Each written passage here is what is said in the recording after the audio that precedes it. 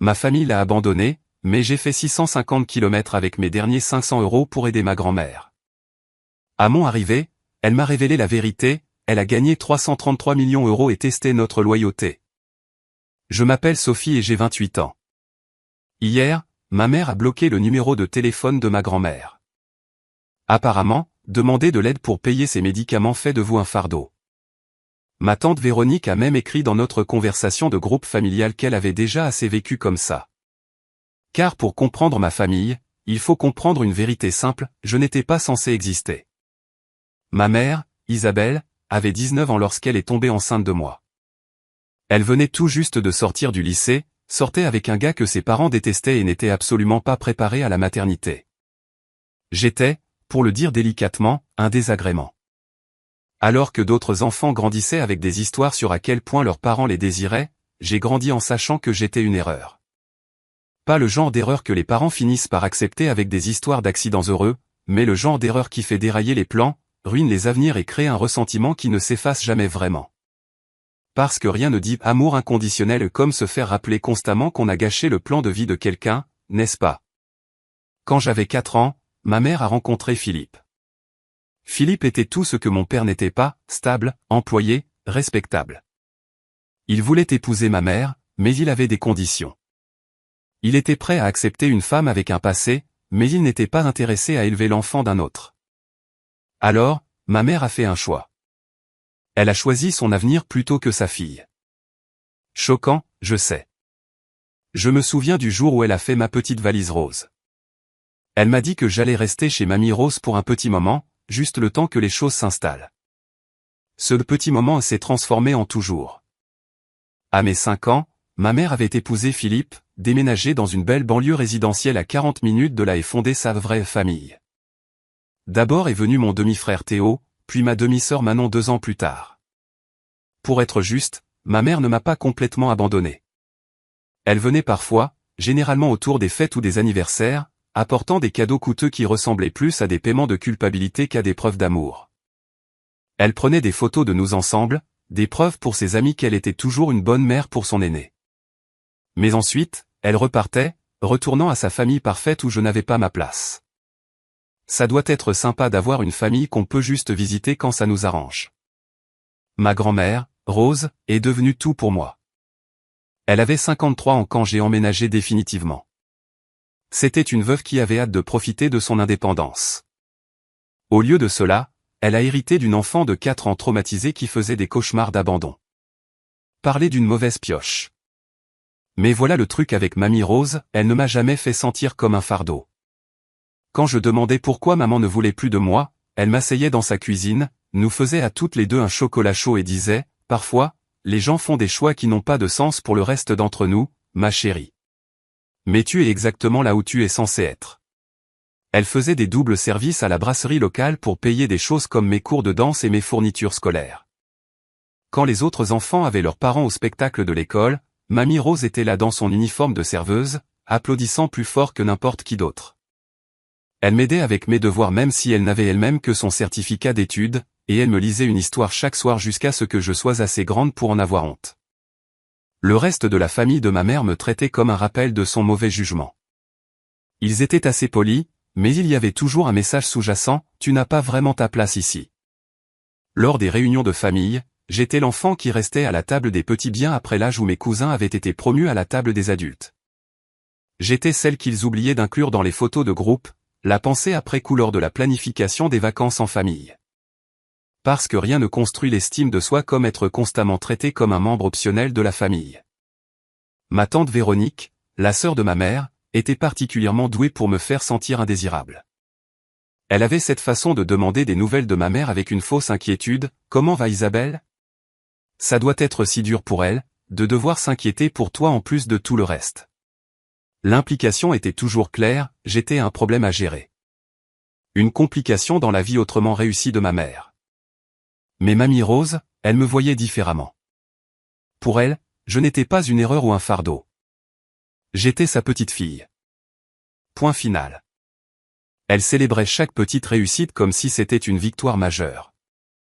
Quand j'ai eu les félicitations du conseil de classe, elle a mis le bulletin sur le réfrigérateur et l'a laissé là pendant 2 ans. Quand j'ai été accepté à l'université avec une bourse partielle, elle a pleuré de joie et m'a emmené dîner dans le restaurant le plus cher que nous pouvions nous permettre. Elle n'avait jamais eu beaucoup d'argent, mais elle avait un amour infini et une croyance inébranlable en ma valeur.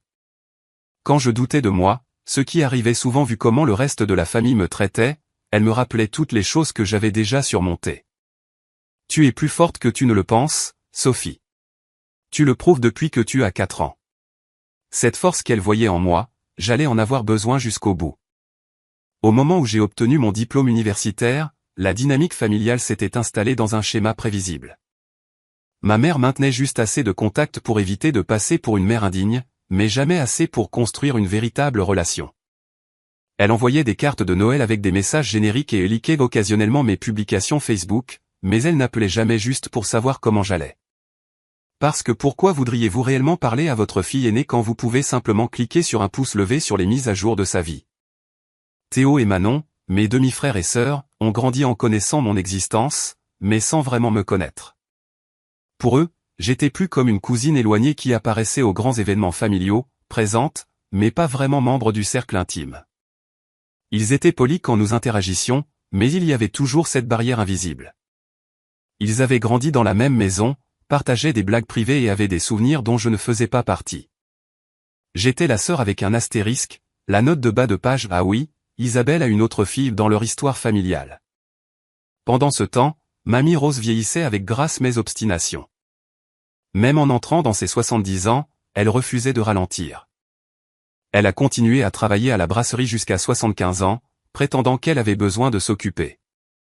La vérité était qu'elle s'inquiétait toujours pour l'argent, spécifiquement pour en avoir assez pour m'aider si j'en avais besoin. Parce que c'est ce qu'on fait quand on aime vraiment quelqu'un, on s'inquiète pour son avenir même quand on peut à peine s'offrir son propre présent. Quand j'ai décroché mon premier vrai emploi après l'université dans une agence de marketing en ville, Mamie Rose était plus fière qu'aucun parent ne l'a jamais été. Elle gardait chaque article que j'écrivais, chaque campagne sur laquelle je travaillais, même si elle ne comprenait pas vraiment ce que signifiait le marketing numérique. Ma petite fille est dans la publicité, disait-elle à qui voulait l'entendre, comme si je dirigeais une grande agence sur les Champs-Élysées au lieu de gérer les réseaux sociaux de petites entreprises. J'ai déménagé dans un appartement plus proche du travail, à environ 1 heure de la maison de Mamie Rose. C'était la distance la plus éloignée à laquelle j'avais jamais vécu d'elle, et nous sentions toutes les deux l'éloignement. Nous nous parlions au téléphone tous les 2 jours, parfois plus si quelque chose d'intéressant se passait ou si elle s'inquiétait que je ne mange pas assez de légumes, vous savez, des inquiétudes normales de grands-parents, contrairement à mes vrais parents qui ne prenaient même pas la peine de vérifier si je respirais encore. Elle ne comprenait pas tout à fait l'approche de ma génération envers les relations et les carrières. Quand je lui ai dit que je me concentrais sur la construction de ma carrière avant de me poser, elle hochait la tête en signe de soutien, mais je pouvais voir l'inquiétude dans ses yeux. Elle voulait que je trouve quelqu'un qui m'aimerait comme elle le faisait, inconditionnellement et complètement. Tu mérites quelqu'un qui voit à quel point tu es spécial, disait-elle lors de nos appels du dimanche. Ne te contente pas de moins que ça. L'ironie ne m'échappait pas. La femme qui m'avait montré à quoi ressemblait l'amour inconditionnel était aussi celle qui m'encourageait à ne pas me contenter de moins, alors que la famille qui aurait dû m'aimer inconditionnellement me traitait comme une obligation dont ils ne pouvaient pas tout à fait se débarrasser. Durant cette période, la famille élargie avait créé un groupe de discussion qui incluait tout le monde sauf Mamie Rose et moi. Je ne l'ai découvert que lorsque ma cousine Julie m'a accidentellement ajouté à un fil de discussion sur les projets de Noël. Le message qui est arrivé a clairement montré qu'il coordonnait les événements familiaux sans nous depuis des mois. Parce que rien ne dit unité familiale comme planifier secrètement des rassemblements qui excluent les personnes qui ont le plus besoin d'inclusion. Quand j'en ai parlé à Mamie Rose, elle a juste haussé les épaules. Ils peuvent avoir leur petit club, ma chérie. Nous n'avons pas besoin de leur approbation pour être une famille, mais je voyais bien que ça la blessait plus qu'elle ne le laissait paraître. C'étaient ses enfants et ses petits-enfants, et il l'excluait systématiquement des discussions familiales. Elle les avait élevés, soutenus à travers leurs propres difficultés. Et maintenant qu'elle était plus âgée et potentiellement plus nécessiteuse, il s'éloignait. C'est là que j'ai commencé à prêter plus d'attention à la dynamique familiale. Lors des réunions de vacances, je remarquais à quel point les conversations s'arrêtaient rapidement lorsque Mamie Rose entrait dans une pièce. Je voyais comment ils faisaient des plans pour des activités de groupe, mais oubliaient comme par hasard de les mentionner jusqu'à ce qu'il soit trop tard pour qu'elle puisse se joindre à eux. C'était comme regarder un cours magistral en exclusion passive-agressive. Le pire était de la regarder faire semblant de ne pas remarquer. Elle souriait et acquiesçait quand il parlait de voyages qu'ils avaient faits ou de restaurants qu'ils avaient essayés, ne mentionnant jamais qu'elle n'avait pas été invitée. Elle maintenait sa dignité même alors que ses propres enfants la traitaient comme un boulet. Parce que c'est ce qui arrive quand vous avez passé toute votre vie à faire passer les sentiments des autres avant les vôtres, vous devenez un expert pour ravaler votre propre douleur. Cela me rendait furieuse, mais Mamie Rose prônait toujours la patience. Les gens sont pris dans leur propre vie, disait-elle. Ils ne veulent pas être blessants. Je n'étais pas aussi généreuse dans mon évaluation. C'étaient des adultes qui avaient bénéficié de ces sacrifices pendant des décennies. Et maintenant qu'elle avait besoin qu'ils soient présents, ils trouvaient des excuses pour se retirer. Concept révolutionnaire, peut-être que lorsque quelqu'un passe sa vie entière à prendre soin de vous, vous pourriez lui rendre l'appareil quand il vieillit. Le changement est devenu plus évident lorsque Mamie Rose a atteint le milieu de ses 70 ans. Son arthrite rendait la conduite sur de longues distances plus difficile, alors elle assistait à moins de réunions de famille. Au lieu de proposer de venir la chercher ou de planifier des événements plus près de chez elle, la famille a simplement cessé de s'attendre à sa présence. Lorsqu'elle a mentionné cela à ma tante Véronique, la réponse a été révélatrice, « Maman, tu sais à quel point tout le monde est occupé. C'est juste plus facile comme ça. » Plus facile pour qui? Certainement pas pour la femme qui avait passé des décennies à rendre les choses plus faciles pour tout le monde.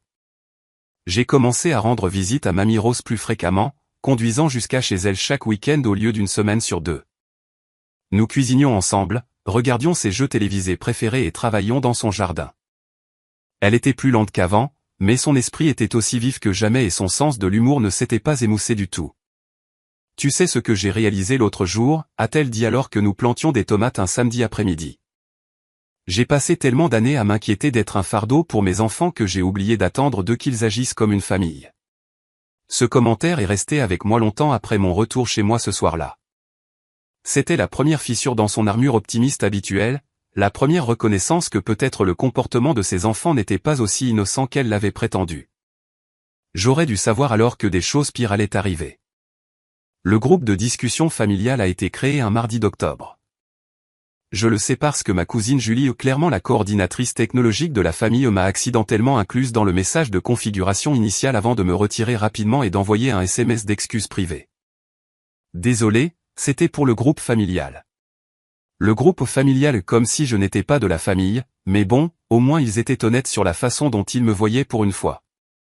J'ai fait une capture d'écran de ce message, non par mesquinerie, mais parce qu'il capturait parfaitement comment ils me voyaient. J'étais là adjacente à la famille, de la famille quand c'était pratique, exclue quand cela simplifiait leur vie. Ce que je ne savais pas à l'époque, c'est que Mamie Rose n'avait pas été incluse non plus.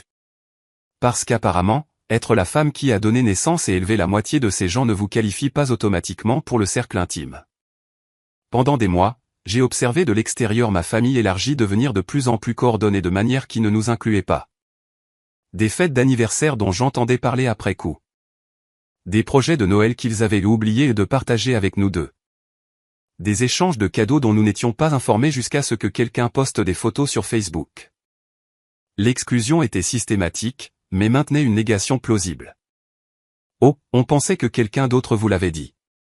On s'est dit que vous seriez trop occupé pour venir de toute façon. On a planifié ça à la dernière minute. On ne voulait pas vous mettre la pression. Procédure opérationnelle standard pour les gens qui veulent être cruels tout en gardant une apparente supériorité morale. Mamie Rose gérait cela avec sa grâce habituelle, du moins publiquement. Elle ne se plaignait jamais et n'exigeait pas d'explication. Lorsqu'elle découvrait des événements après qu'ils se soient produits, elle souriait simplement et disait quelque chose comme « Eh bien, on dirait que tout le monde a passé un merveilleux moment. » Mais j'ai commencé à remarquer de petits changements dans son comportement. Elle mangeait moins, dormait plus, et cette gaieté caractéristique semblait un peu forcée. Quand je demandais si tout allait bien, elle insistait sur le fait qu'elle allait bien, mais je voyais à travers la façade. C'est incroyable à quel point on peut repérer le faux bonheur quand on l'a soi-même joué pendant la majeure partie de sa vie. La vérité était qu'être systématiquement exclu par ses propres enfants laisse des traces, peu importe votre force. En décembre, les choses ont empiré. Ma mère a posté une série de photos de ce qui ressemblait à un rassemblement familial élaboré. Plusieurs générations, tout le monde sur son 31, clairement une sorte d'événement important. Théo s'était fiancé et ils avaient organisé une fête de fiançailles surprise pour tout le monde. Sauf Mamie Rose et moi. Parce que rien ne dit surprise comme s'assurer que la liste des invités exclut les personnes qui se soucient réellement de votre bonheur. Quand j'ai appelé Mamie Rose pour lui demander si elle était au courant, il y a eu un long silence avant qu'elle ne réponde. J'ai vu les photos sur Facebook, a-t-elle dit doucement. Ça avait l'air charmant. Est-ce que quelqu'un t'en a parlé avant? Un autre silence. Ta mère a dit qu'il voulait garder sa petite et intime. Petite et intime. 15 membres de la famille, mais pas la femme qui avait élevé la moitié d'entre eux. Définition intéressante de l'intimité. Cette nuit-là, je suis resté éveillé en pensant à la cruauté désinvolte de tout ça. Ce n'étaient pas des étrangers ou des connaissances lointaines. C'étaient des gens qui avaient mangé la cuisine de Mamie Rose, dormi dans sa maison, emprunté son argent et compté sur ses gardes d'enfants gratuites pendant des décennies. Et maintenant, alors qu'elle approchait de ses 80 ans et avait le plus besoin d'inclusion, il la poussait systématiquement vers la sortie. J'ai décidé d'appeler ma mère directement. Il était temps d'affronter certaines vérités inconfortables. Sophie. Salut, ma chérie, a-t-elle répondu, sa voix artificiellement enjouée. Tu as vu les photos de Théo? La bague de Véronique n'est-elle pas magnifique? Elle s'appelle Rebecca, maman. Théo est fiancé à Rebecca. Le fait que ma mère ne puisse même pas se souvenir correctement du prénom de sa future belle-fille était révélateur. Et oui, les photos avaient l'air charmantes. Je me demande juste pourquoi Mamie Rose et moi n'étions pas invités. Silence à l'autre bout du fil. Eh bien, c'était très dernière minute, et nous savions que vous aviez toutes les deux des emplois du temps chargés. C'était une fête surprise, maman. Par définition, les invités ne sont pas au courant à l'avance. Et Mamie Rose n'a pas exactement un calendrier social surchargé, à moins que regarder des jeux télévisés et s'inquiéter du coût de ses médicaments ne compte comme faire la fête. Encore le silence. Je pouvais pratiquement l'entendre chercher une excuse qui ne la ferait pas passer pour une mère et une fille horrible. C'est compliqué, Sophie. Il y a des dynamiques familiales que tu ne comprends pas. Des dynamiques familiales. Cet effort venant de la femme qui m'avait littéralement donné pour éviter des complications dans sa propre vie. Et c'est toujours, ai-je dit. Je suis plutôt doué pour comprendre les dynamiques familiales, étant donné que je navigue dans les plus compliqués de notre famille depuis 24 ans. Elle a soupiré, clairement irritée que je ne laisse pas tomber. Si tu veux tout savoir, certaines personnes ont pensé que ce serait moins stressant si nous limitions la liste des invités à la famille immédiate. Certaines personnes ont toujours ces nébuleuses personnes qui prennent ces décisions. Comme c'est pratique de ne jamais prendre la responsabilité personnelle de ses choix. Et Mamie Rose n'est pas de la famille immédiate? Tu sais ce que je veux dire, Sophie. Mais je savais ce qu'elle voulait dire, et c'était bien là le problème. Dans leur esprit, Mamie Rose avait été rétrogradée de matriarche à obligation. Elle n'était plus quelqu'un dont la présence améliorait leur rassemblement. Elle était quelqu'un dont les besoins compliquaient leur logistique. Après avoir raccroché, j'ai conduit directement chez Mamie Rose. Je l'ai trouvée dans son salon, regardant un album de photos de famille de l'époque où ma mère et tante Véronique étaient jeunes. Elles avaient l'habitude de m'inclure dans tout, a-t-elle dit sans lever les yeux quand je me suis assise à côté d'elle. C'est moi qui accueillais chaque fête, chaque anniversaire, chaque célébration. Maintenant, je découvre tout ça sur les réseaux sociaux comme une étrangère. C'était la chose la plus honnête qu'elle ait dite sur la situation, et entendre la douleur dans sa voix m'a serré la poitrine de colère. Il ne te mérite pas, ai-je dit. Elle a levé les yeux alors, les yeux humides, mais la voix stable. Ce sont toujours mes enfants, Sophie. Je ne sais pas comment arrêter de les aimer, même quand ils agissent comme si j'étais invisible. C'est là que j'ai réalisé à quel point ce rejet était profond. Ce n'était pas juste des fêtes manquées ou des invitations oubliées. Ils l'effaçaient de leur vie alors qu'elle était encore vivante, la traitant comme si elle était déjà partie. Je n'avais aucune idée à quel point cela allait empirer. Le message est arrivé un jeudi matin alors que j'étais en réunion avec un client. Mon téléphone a vibré contre la table de conférence et j'ai baissé les yeux pour voir une notification d'un groupe de discussion que je ne reconnaissais pas. Quand la réunion s'est terminée, j'ai vérifié mon téléphone correctement. J'avais enfin été ajouté au groupe de discussion familiale. Mais en lisant l'historique des messages, mon excitation s'est rapidement transformée en confusion, puis en horreur, car apparemment mon inclusion n'était pas due à un nouvel amour familial. C'était pour être témoin d'un cours magistral de cruauté ordinaire. Le premier message était de Mamie Rose, envoyé à 6h47 du matin. Bonjour à tous. Je déteste demander, mais j'ai du mal à payer mes médicaments ce mois-ci. La mutuelle ne couvre pas autant qu'avant, et il me manque environ 200 €. Est-ce que quelqu'un pourrait m'aider? Je pourrais rembourser petit à petit. C'était une demande si simple et humble, 200 € pour des médicaments, de la part d'une femme qui avait passé des décennies à aider tout le monde financièrement chaque fois qu'ils en avaient besoin. Vous savez, à l'époque où elle leur était utile. Le message suivant était de ma tante Véronique. Envoyé 20 minutes plus tard. Maman, as-tu essayé de demander à la pharmacie s'ils font des facilités de paiement? Puis ma mère, il y a des aides pour les seniors, maman. Regarde peut-être de ce côté-là. Ma cousine Julie, pourrais-tu peut-être sauter les médicaments non essentiels pour l'instant? Sauter les médicaments non essentiels. Comme si un médicament prescrit à une femme de 77 ans était non essentiel. N'est-ce pas? Jouons simplement à la roulette russe avec la santé de grand-mère parce que demander de l'aide à la famille est un tel désagrément. J'ai continué à lire, me sentant de plus en plus malade à chaque message. Personne après personne offrant des conseils, des suggestions, tout sauf une aide réelle. Il traitait sa demande comme un inconvénient, un problème à résoudre avec un effort minimal de leur part, comme si elle leur demandait de donner un rein au lieu du prix d'un bon dîner au restaurant. Puis est venu le message qui a fait trembler mes mains de rage. Tante Véronique, honnêtement, à son âge, combien de temps a-t-elle encore vraiment besoin de ces médicaments? Elle a déjà vécu plus longtemps que la plupart des gens. Elle a déjà vécu plus longtemps que la plupart des gens. J'ai fixé ce message jusqu'à ce que mes yeux brûlent. C'était de ma grand-mère dont il parlait. La femme qui avait élevé leurs enfants quand ils avaient besoin de babysitting, qui leur avait prêté de l'argent pour des voitures et des apports immobiliers, qui n'avait jamais manqué un anniversaire ou une fête malgré son exclusion systématique de la planification familiale. Et leur réponse à sa demande d'aide pour des médicaments était de suggérer que peut-être elle n'avait pas besoin de vivre beaucoup plus longtemps de toute façon. Parce que rien ne représente mieux les valeurs familiales que de remettre en question si votre mère âgée mérite de rester en vie. Le groupe est devenu silencieux après ce message. J'ai attendu, espérant que quelqu'un réagirait, dirait à Véronique que c'était une chose horrible à dire. Mais le silence s'est prolongé. Apparemment, personne ne trouvait son commentaire assez répréhensible pour le contester. Ou peut-être qu'ils étaient tous d'accord et ne voulaient simplement pas le dire à voix haute. Finalement, vers l'heure du déjeuner, il y a eu un autre message de Mamie Rose. Laissez tomber, tout le monde. Je vais trouver une solution. Désolé de vous avoir dérangé. Désolé de les déranger. Elle s'excusait d'avoir besoin d'aide pour rester en vie, d'avoir eu l'audace de penser que ses propres enfants pourraient se soucier de savoir si elle pouvait se payer les médicaments qui faisaient battre son cœur. J'ai fait une capture d'écran de chaque message dans ce fil de discussion avant de répondre. Quand on a affaire à des gens aussi insensibles, la documentation est importante.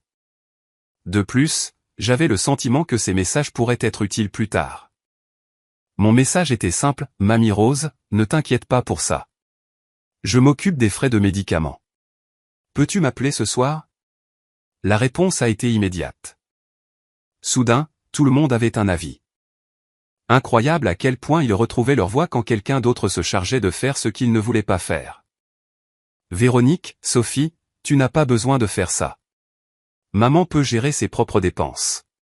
Maman, chérie, on essayait juste de l'aider à trouver des solutions durables. Julie, elle exagère probablement ce dont elle a besoin de toute façon. Le rétropédalage était presque aussi dégoûtant que les messages originaux. Maintenant que quelqu'un offrait réellement de l'aide, il voulait minimiser le problème et faire croire que je réagissais de manière excessive parce que Dieu nous en garde, il ne voulait pas ressembler aux enfants sans cœur qu'ils étaient réellement. J'ai tapé et effacé plusieurs réponses, chacune plus cinglante que la précédente. Finalement, j'ai opté pour quelque chose qui rendrait ma position claire comme de l'eau de roche sans leur donner de munitions à utiliser contre moi plus tard. Je suis heureuse d'aider ma grand-mère pour tout ce dont elle a besoin. C'est ce que la famille fait les uns pour les autres. L'accent sur famille était intentionnel. Qu'il s'étouffe avec l'implication. Mais je n'avais pas fini. J'ai appelé Mamie Rose immédiatement.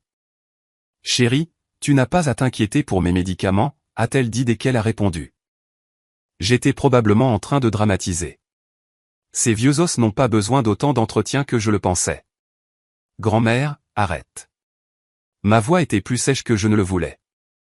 Tu ne dramatisais pas. Tu as demandé de l'aide à ta famille pour un besoin vital et ils t'ont traité comme un fardeau.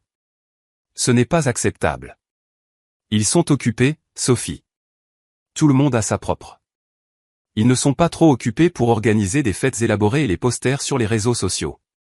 Ils ne sont pas trop occupés pour coordonner des messages de groupe et des activités familiales.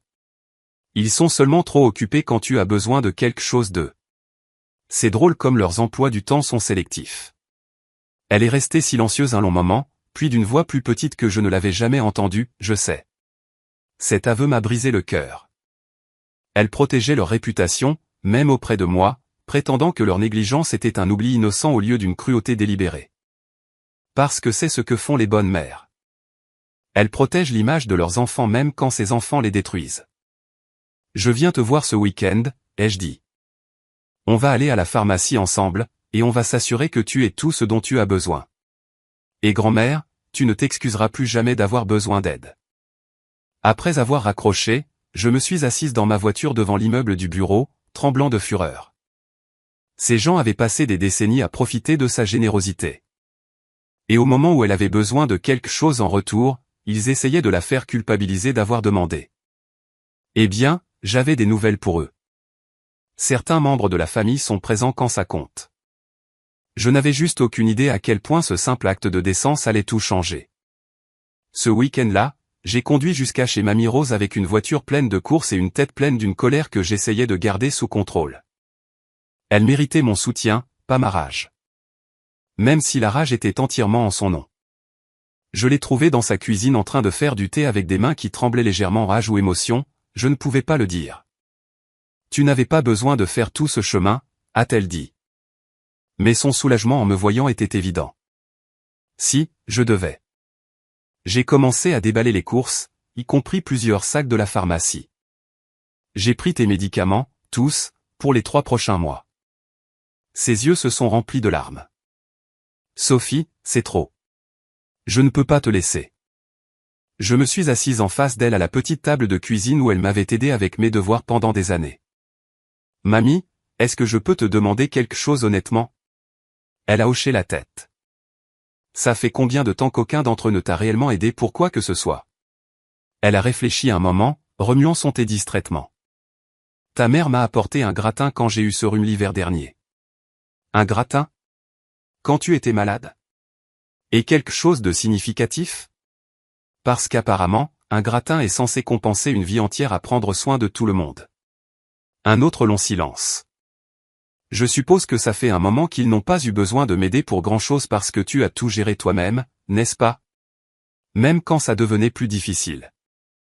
Elle n'a pas répondu, mais la vérité était écrite sur tout son visage. Elle luttait financièrement depuis des mois, peut-être plus longtemps, essayant de maintenir son indépendance pendant que ses propres enfants se félicitaient de leur vie bien remplie. Est-ce que je peux revoir ce groupe de discussion, ai-je demandé doucement. À contre-cœur, elle m'a montré son téléphone. J'ai relu les messages, ma colère montant avec chaque réponse méprisante. Mais c'était le message que j'avais manqué qui m'a vraiment touché.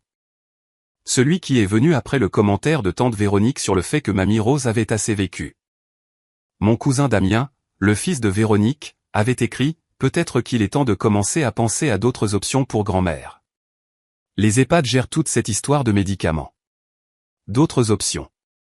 Il ne faisait pas que rejeter ses besoins actuels. Il planifiait déjà de l'expédier dans un établissement pour ne pas avoir à gérer son vieillissement du tout. Parce que rien ne dit famille aimante comme planifier de stocker sa grand-mère âgée parce que ses besoins sont incommodes. Tu as vu le message de Damien sur l'EHPAD, ai-je demandé. Le visage de Mamie Rose s'est tendu. Je l'ai vu. C'est quelque chose que tu veux. Ce que je veux ne semble plus particulièrement pertinent pour personne, a-t-elle dit avec plus d'amertume que je n'en avais jamais entendu de sa part. Ce soir-là, nous nous sommes assises sur son porche pour regarder le coucher du soleil. Quelque chose que nous avions fait d'innombrables fois quand j'étais plus jeune. Le silence entre nous était confortable, mais je pouvais sentir sa tristesse comme un poids dans l'air. Je continue à me demander où je me suis trompé avec eux, a-t-elle finalement dit. Je pensais les avoir élevés pour être des gens gentils. Tu les as élevés pour être gentils. Ils choisissent de ne pas l'être. Mais pourquoi? Qu'est-ce que j'ai fait pour qu'ils aient si peu d'estime pour moi? La question flottait entre nous, sans réponse et déchirante. Parce que la vérité était qu'elle n'avait rien fait de mal. Elle les avait aimés, soutenus, s'était sacrifiée pour eux, et maintenant ils remboursaient cet amour par de la négligence et du ressentiment. Concept révolutionnaire, peut-être que le problème ne vient pas de la personne qui a tout donné, mais des gens qui ont tout pris pour acquis. Tu n'as rien fait, ai-je dit fermement. Certaines personnes deviennent juste mal à l'aise quand la personne qui prenait soin d'eux commence à avoir besoin de soins elle-même. Ça les force à grandir, et ils ne sont pas prêts pour cette responsabilité. Elle a hoché la tête lentement. Je n'ai jamais voulu être un fardeau. Avoir besoin d'aide ne fait pas de toi un fardeau, grand-mère. Ça fait de toi une humaine. Cette nuit-là, je suis resté éveillé dans ma chambre d'enfant, fixant le plafond et faisant des plans. Pas des plans de vengeance, je ne suis pas si dramatique, mais des plans pratiques. Mamie Rose avait besoin d'un avocat, d'un défenseur. Quelqu'un qui serait là quand elle aurait besoin d'aide. Quelqu'un qui ne la traiterait pas comme un désagrément puisque ses propres enfants avaient abdiqué cette responsabilité. Cela me revenait. Et honnêtement, j'étais honoré de prendre le relais là où ils avaient échoué. Le lendemain matin, j'ai pris une décision qui allait changer nos deux vies, même si je n'avais aucun moyen de le savoir à l'époque. Je vais commencer à venir ici tous les week-ends, ai-je annoncé au petit déjeuner. Et je vais mettre en place des virements automatiques pour tes médicaments, tes factures et tes courses. Considère ça comme un système de soutien familial. Chérie, tu ne peux pas te permettre de prendre soin de nous deux. Tu as ta propre vie à construire. Ma vie t'inclut, grand-mère. Ça a toujours été le cas. Parce que c'est comme ça qu'une vraie famille fonctionne. On n'abandonne pas les gens quand ils ont le plus besoin de nous. Elle a pleuré alors, doucement mais régulièrement, et je savais que c'était des larmes de soulagement autant que de gratitude. 3 jours plus tard, mon téléphone a sonné. C'était ma mère, et son ton était décidément froid. Sophie, nous devons parler de cette situation avec ta grand-mère. Quelle situation, maman? Cet arrangement financier que tu as fait avec elle. Ça envoie le mauvais message à tout le monde. Quel message serait-ce? Que le reste d'entre vous s'en fiche d'elle? Je n'ai pas pu m'en empêcher. J'ai ri. Maman, le reste d'entre vous s'en fiche d'elle. Vous avez littéralement suggéré qu'elle n'avait peut-être pas besoin de ces médicaments parce qu'elle avait assez vécu. Ce n'est pas ce que Véronique voulait dire, et tu le sais. Alors qu'est-ce qu'elle voulait dire? Parce que je suis sincèrement curieuse de savoir comment tu interprètes le fait de suggérer que quelqu'un a assez vécu quand il demande de l'aide pour rester en vie. Silence, parce qu'il n'y avait pas d'autre façon d'interpréter ce commentaire, et nous le savions toutes les deux. Écoute, a continué ma mère, nous apprécions que tu veuilles aider, mais tu nous fais passer pour des méchants. Et voilà, la vérité. Il ne se souciait pas que Mamie Rose soit en difficulté.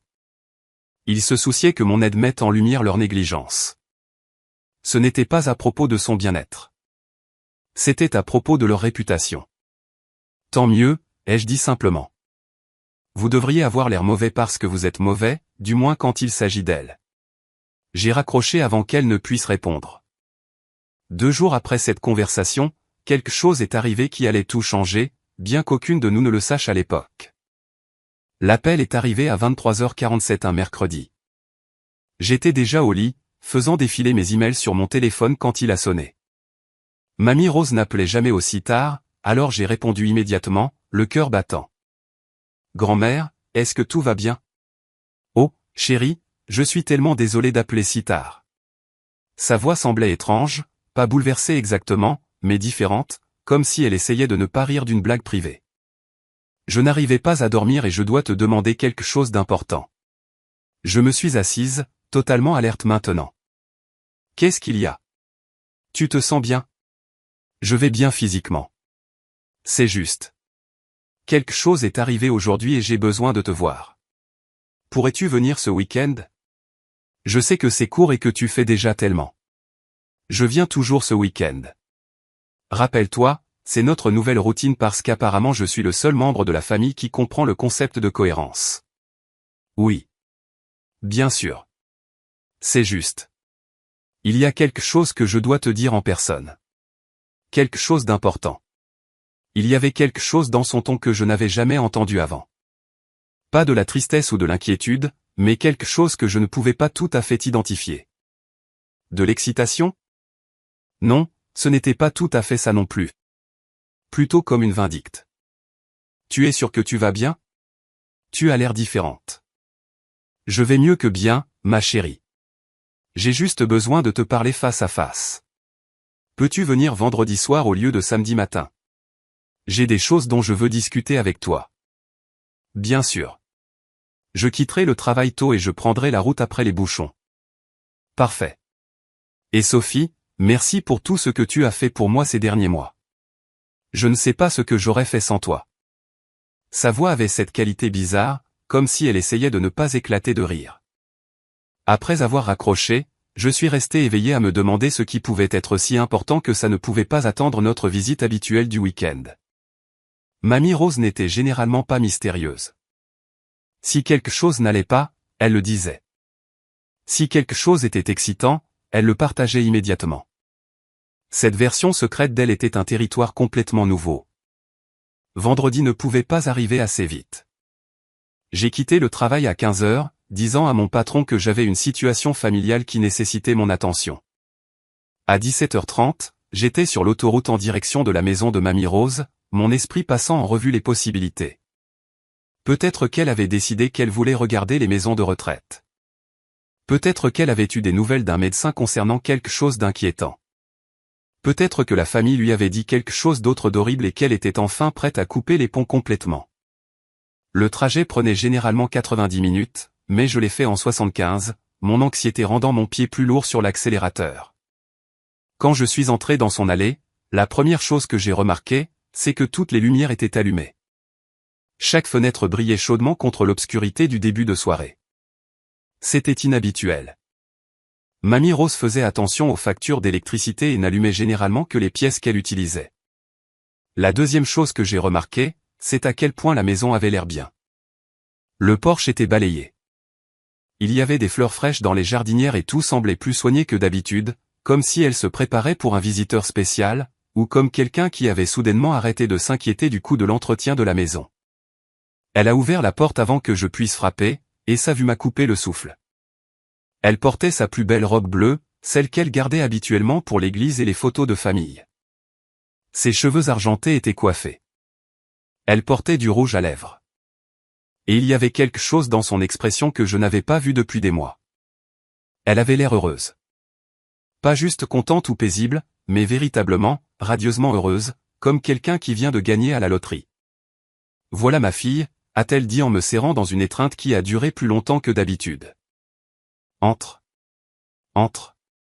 J'ai tellement de choses à te dire. » Je l'ai suivie dans le salon, notant qu'elle avait sorti son beau service à thé en porcelaine et ce qui ressemblait à un étalage complet de mes gâteaux et biscuits préférés.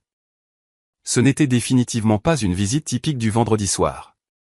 C'était soit une célébration, soit le dîner d'adieu le plus élaboré de l'histoire. « Grand-mère, tu me rends nerveuse. Qu'est-ce qui se passe ?» Elle s'est installée dans son fauteuil préféré, souriant toujours de ce sourire mystérieux. « Assieds-toi, chérie. Ce que je vais te dire va sembler incroyable. » Je me suis perché sur le bord du canapé, étudiant son visage. Elle n'avait pas l'air malade ou inquiète. Si quelque chose, elle avait l'air d'essayer de ne pas exploser d'excitation. Comme une enfant le matin de Noël à qui on a dit d'attendre pour ouvrir les cadeaux. « Il y a 3 mois, a-t-elle commencé, j'ai acheté un ticket de loto au bureau de tabac. Juste un ticket sur un coup de tête.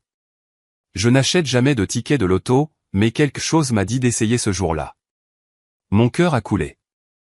Oh non. Mamie Rose était tombée dans une de ces arnaques. Quelqu'un l'avait convaincue qu'elle avait gagné de l'argent, et maintenant ils allaient tout lui prendre. Parce que c'est exactement ce dont ma semaine avait besoin, un abus financier sur personne âgée pour ajouter au drame familial. « Grand-mère » ai-je commencé, mais elle a levé la main. Laisse-moi finir. J'ai vérifié les numéros ce soir-là, mais j'ai dû mal faire parce que je pensais n'avoir rien gagné, alors j'ai oublié. Le ticket est resté dans mon sac à main pendant 3 mois. Elle a plongé la main dans le tiroir de la table d'appoint et en a sorti une enveloppe officielle, le genre qui contient soit de très bonnes nouvelles, soit de très graves problèmes juridiques. Puis, il y a 2 semaines, je nettoyais mon sac et j'ai trouvé le ticket. J'ai décidé de vérifier les numéros une dernière fois juste pour être sûr. Alors, je suis allé en ligne et j'ai regardé les numéros gagnants de ce tirage. Elle a fait une pause, et dans cette pause, j'ai vu quelque chose dans ses yeux qui m'a fait reconsidérer ma théorie de l'arnaque. Sophie, a-t-elle dit doucement. J'avais les 6 bons numéros. Les mots m'ont frappé comme un coup physique. Je les fixais, traitant ce qu'elle venait de dire, car sûrement elle ne venait pas de me dire ce que je pensais qu'elle m'avait dit. Les 6 numéros. Elle a hoché la tête, puis a ouvert l'enveloppe et en a sorti une lettre officielle de la Française des Jeux. La vraie affaire, complète avec les sceaux officiels et le langage juridique. J'ai gagné le gros lot, chérie. 333 millions d'euros. La pièce a tourné. J'ai cligné des yeux forts, sûr d'avoir des hallucinations parce qu'il n'y a aucun moyen que ma grand-mère, qui découpe des coupons et économise chaque centime, vienne de me dire qu'elle a gagné plus d'argent que certains petits pays n'en ont dans tout leur trésor. 333 millions d'euros, ai-je répété bêtement. C'est net d'impôts en France. J'ai choisi le versement unique. J'ai regardé autour du salon modeste, les meubles soigneusement entretenus mais clairement vieillissants, la femme qui demandait à sa famille de l'aide pour ses médicaments il y a quelques semaines. La femme qui s'excusait d'avoir besoin de 200 € pour rester en vie. Mais tu leur as demandé de l'argent pour tes ordonnances. Son expression a changé alors, devenant quelque chose que je n'avais jamais vu auparavant. Pas tout à fait de la tristesse, pas tout à fait de la colère, mais quelque chose de bien plus dangereux. Oui, a-t-elle dit simplement. Je l'ai fait. Et à ce moment-là, j'ai compris. La demande de médicaments n'était pas du tout une question d'argent. C'était un test. Un test auquel sa famille avait échoué si spectaculairement que ça aurait été drôle si ce n'était pas si déchirant. Le silence s'est étiré entre nous alors que je fixais la lettre de la FDJ, le sceau officiel semblant impossiblement réel sous la lampe de son salon. 333 millions d'euros. Le chiffre était si grand qu'il semblait fictif, comme quelque chose tiré d'un film. Un test, ai-je dit lentement, toujours en train de traiter l'information. Tu les as testés. Mamie Rose a hoché la tête. Et pour la première fois depuis que je la connaissais, elle ne ressemblait pas à la femme douce et indulgente qui trouvait toujours des excuses au mauvais comportement des autres. Elle ressemblait à quelqu'un qui avait pris une décision calculée et qui était entièrement en paix avec les résultats, comme un grand maître d'échecs qui vient de révéler un échec et mat. J'avais déjà gagné l'argent quand j'ai envoyé ce message demandant de l'aide pour les médicaments, a-t-elle dit. J'aurais pu acheter la pharmacie entière si je voulais. Mais j'avais besoin de savoir quelque chose. Qu'est-ce que tu avais besoin de savoir? Qui serait là pour moi quand il n'y aurait rien à y gagner? Les mots m'ont frappé. Pas parce qu'ils faisaient mal, mais parce qu'ils capturaient parfaitement ce que je ressentais depuis des mois. La famille avait passé des années à jouer l'amour, se montrant quand ça présentait bien, quand c'était pratique, quand il pouvait y avoir quelque chose pour eux. Mais quand Mamie Rose avait besoin d'une aide réelle, d'un sacrifice réel, d'un désagrément réel de leur part, ils avaient montré leur vrai visage. Et ces visages étaient laids. Et ai-je demandé, bien que je connaisse déjà la réponse. Seulement toi, ma chérie. Seulement toi a répondu présente. C'est là que j'ai commencé à pleurer. Pas les jolies larmes qu'on voit dans les films, mais les sanglots laids et accablants qui viennent d'années à se sentir comme si on avait sa place nulle part, suivi de la réalisation soudaine qu'on appartenait à quelque part depuis le début. Le soulagement était si intense que ça ressemblait à une noyade inversée. Mamie Rose a quitté son fauteuil pour venir sur le canapé à côté de moi, me serrant dans ses bras comme elle l'avait fait quand j'avais 4 ans et que j'avais le cœur brisé par le départ de ma mère. Sauf que cette fois, c'était elle qui avait orchestré la justice. Je suis si fier de toi, a-t-elle chuchoté dans mes cheveux. Pas parce que tu m'as aidé financièrement, mais parce que tu as un bon cœur. Parce que quand quelqu'un que tu aimes a besoin d'aide, tu ne cherches pas d'excuses ou de moyens de l'éviter. Tu aides, tout simplement. Concept révolutionnaire, non? Nous avons pleuré ensemble pendant un long moment. Ses larmes mêlant soulagement et vindicte avec des années de blessures accumulées. Les miennes mêlant joie et chagrin pour tout le temps que nous avions perdu à nous inquiéter pour l'argent et à nous sentir seuls au monde. Alors, Qu'est-ce qui se passe maintenant, ai-je finalement demandé quand nous nous sommes toutes les deux assez composées pour parler. Son sourire ne ressemblait à rien de ce que j'avais jamais vu d'elle auparavant. Pas le sourire patient et endurant qu'elle portait habituellement, mais quelque chose qui semblait presque espiègle, comme si elle planifiait ce moment depuis des mois et savourait chaque seconde. Maintenant, nous vivons, a-t-elle dit simplement. Vraiment vivre. Pour la première fois depuis des décennies, je peux faire ce que je veux, aller où je veux, aider qui je veux sans me soucier des budgets ou des opinions des autres ou si je suis un fardeau. Elle s'est levée et a marché jusqu'à la fenêtre, regardant le petit jardin où elle avait cultivé des légumes pendant des décennies parce que les produits frais étaient chers. Tu sais quelle est la première chose que je vais faire? J'ai secoué la tête. Je vais t'emmener faire ce voyage en Europe dont tu parlais à l'université. Celui que tu as dit que tu ferais un jour quand tu aurais les moyens. L'idée était si surréaliste que j'ai failli rire. Grand-mère, tu n'as jamais pris l'avion. Eh bien, je suppose qu'il est temps que je commence à essayer de nouvelles choses. D'ailleurs, la première classe est censée être très confortable. Première classe. Venant de la femme qui coupait les tubes de dentifrice pour en sortir la dernière goutte. Avez-vous déjà vécu ce moment où toute votre compréhension de la réalité change si complètement que vous avez besoin de vous asseoir? C'est ce qui m'est arrivé alors que les pleines implications de ce qu'elle me disait s'imprégnaient. Ma grand-mère, qui avait découpé des coupons et économisé chaque centime aussi longtemps que je la connaissais, qui avait travaillé des doubles services pour payer mes fournitures scolaires, qui s'inquiétait du coût de ses médicaments il y a quelques semaines, était maintenant l'une des personnes les plus riches de notre région. Et elle avait utilisé cette richesse pour mener le test de caractère le plus efficace dont j'ai jamais été témoin. Le groupe de discussion familiale, ai-je dit soudainement. Tu as toujours tous ces messages, n'est-ce pas? Ses yeux brillaient de quelque chose qui semblait distinctement prédateur. Chacun d'entre eux. Y compris le commentaire de Véronique sur le fait que j'ai assez vécu et la suggestion de Damien sur l'EHPAD. Et ils n'ont aucune idée que tu as vu leurs vraies opinions sur toi. Aucune. Ils pensent qu'ils avaient une conversation privée sur la gestion du fardeau d'une mère vieillissante. Ils ne se doutent pas que le fardeau vient de devenir financièrement indépendant. J'ai pensé à l'appel paniqué de ma mère après que j'ai offert d'aider pour les médicaments. À quel point elle était inquiète que ma générosité ne fasse passer le reste d'entre eux pour des méchants. Comme cette inquiétude s'était révélée prophétique. Vas-tu leur dire, ai-je demandé. Éventuellement. Mais pas encore. Elle est retournée à son fauteuil, et je pouvais voir son esprit travailler à travers les possibilités. D'abord, je veux profiter de ce temps avec toi.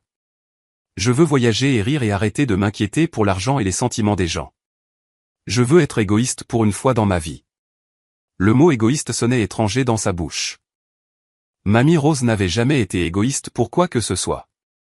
Elle avait donné et donné jusqu'à ce qu'il ne reste presque rien, et les gens à qui elle avait donné avaient remboursé sa gentillesse par de l'insensibilité. L'ironie était belle dans sa plénitude. Tu mérites d'être égoïste, ai-je dit. Tu l'as gagné. Nous avons parlé jusqu'à près de 2 heures du matin cette nuit-là, faisant des plans qui allaient du pratique au fantastique. Elle voulait rembourser mes prêts étudiants, acheter une nouvelle maison avec un jardin assez grand pour toutes les fleurs qu'elle avait toujours voulu faire pousser, faire un don au refuge pour animaux locaux qui avaient toujours besoin de fonds. Elle voulait voyager, apprendre de nouvelles choses, rencontrer de nouvelles personnes qui ne la connaissaient pas comme la femme qui était censée être reconnaissante pour des miettes d'attention de ses propres enfants. Et elle voulait s'assurer que je sois à l'abri du besoin pour toujours d'une manière que personne ne pourrait jamais défaire ou enlever. Tu vas être une jeune femme très riche, Sophie, a-t-elle dit alors que nous nous préparions enfin à nous coucher. Mais plus important encore, tu vas être libre. Libre de ne jamais avoir à dépendre de gens qui ne t'apprécient pas. Alors que j'étais allongé dans ma chambre d'enfant cette nuit-là, j'ai pensé à l'ironie de tout cela. La famille nous avait traités toutes les deux comme des fardeaux, comme des personnes dont les besoins étaient incommodes et dont les sentiments ne comptaient pas. Demain, ils seraient toujours ces mêmes personnes, vivant leur même petite vie, faisant leur même plainte mesquine. Mais nous serions différentes. Nous serions libres. Et ils ne le verraient même pas venir. Parce que parfois, la meilleure vengeance est de bien vivre. Et nous étions sur le point de vivre très, très bien en effet. Le lendemain matin, je me suis réveillé convaincu d'avoir rêvé toute la conversation. L'idée que ma grand-mère soit une gagnante du loto valant des centaines de millions d'euros était trop surréaliste pour être vraie. Mais quand je suis entré dans la cuisine et que je l'ai trouvé en train de faire des crêpes en fredonnant réellement, chose que je ne l'avais pas entendu faire depuis des années où j'ai su que c'était vrai. Bonjour, millionnaire, ai-je dit, testant comment les mots sonnaient. Elle a ri, un son si plein de joie et de légèreté qu'il m'a serré la poitrine d'émotion. Bonjour, ma chérie. Comment as-tu dormi? Comme quelqu'un dont la vie entière vient de changer du jour au lendemain. Comment gères-tu tout ça? Tu n'es pas dépassé? Parce que si j'avais soudainement plus d'argent que la plupart des gens ne voient en 10 vies, je ferais probablement une crise de panique dans un coin. Elle a retourné une crêpe avec une aisance pratiquée, puis s'est tournée vers moi. Tu sais ce qui est drôle? Je pensais que je le saurais. Je vis avec ce secret depuis 2 semaines, et je m'attendais à me sentir anxieuse ou effrayée d'avoir autant d'argent, mais au lieu de cela, je me sens juste soulagée. Pour la première fois de ma vie, je n'ai pas à m'inquiéter de quoi que ce soit de pratique. Je n'ai pas à choisir entre les courses et les médicaments. Je n'ai pas à me sentir coupable de vouloir quelque chose de beau pour moi-même. Je n'ai pas à dépendre de gens qui me ressentent clairement comme une obligation de m'aider.